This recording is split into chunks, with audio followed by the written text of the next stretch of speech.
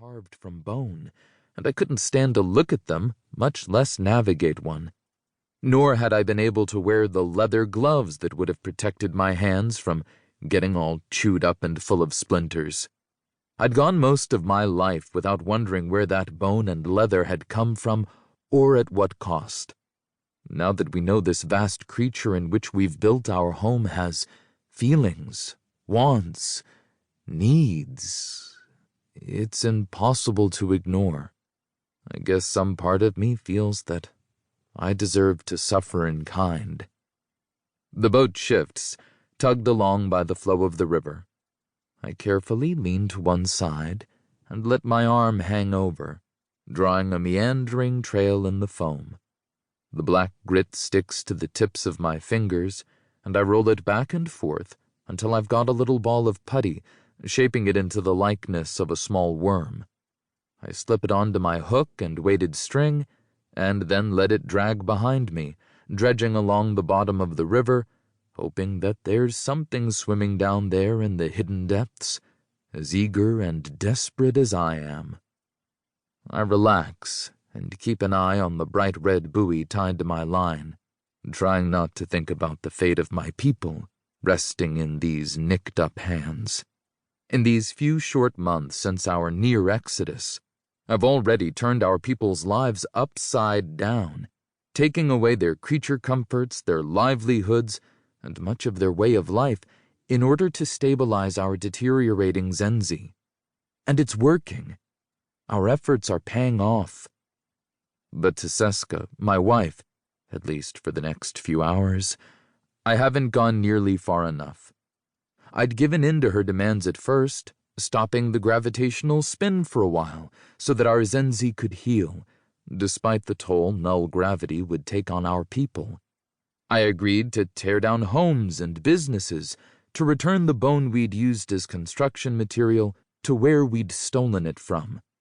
But it was never enough for Seska. She wanted to see the whole system burn. After all the hurt she went through, I can't say I blame her, but still, I walk upon a knife's edge, knowing if I take a step too far, even my biggest supporters will turn on me and we could lose everything. So maybe I turn my cheek sometimes, letting our people cling to questionable rituals and outdated traditions in these trying times. And I think Seska hates me for that. She'll be on her way to the Senate chambers soon. Technically, that's where I should be headed as well, so we can hear the Senate's decision on whether or not we can annul our marriage without interfering with my title of matriarch.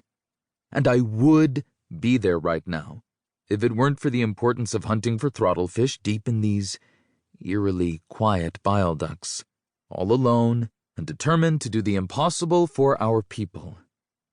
Maybe it sounds as if I'm running away from my problems, but I'm not. I swear to the ancestors I'm not. Previously explored territory edges into something else as I move downstream. Ley lights strung up from the ceiling of the duct become more spread out, and then they're gone altogether. The only light now comes from the lamp mounted at the stern of the boat, casting menacing shadows along the walls of the duct. The fog thickens as I venture deeper. If there's a chance of there being throttlefish, it's here in these unexplored branches of the duct. Something knocks against the side of the boat. My heart jumps up into my throat. That was too big of a thump to have been caused by a throttlefish. At least I hope so. Even the small ones back home creep me out. Those dour faces with two human eyes, needle-sharp teeth, and insatiable hunger. Suddenly this idea of mine seems foolhardy.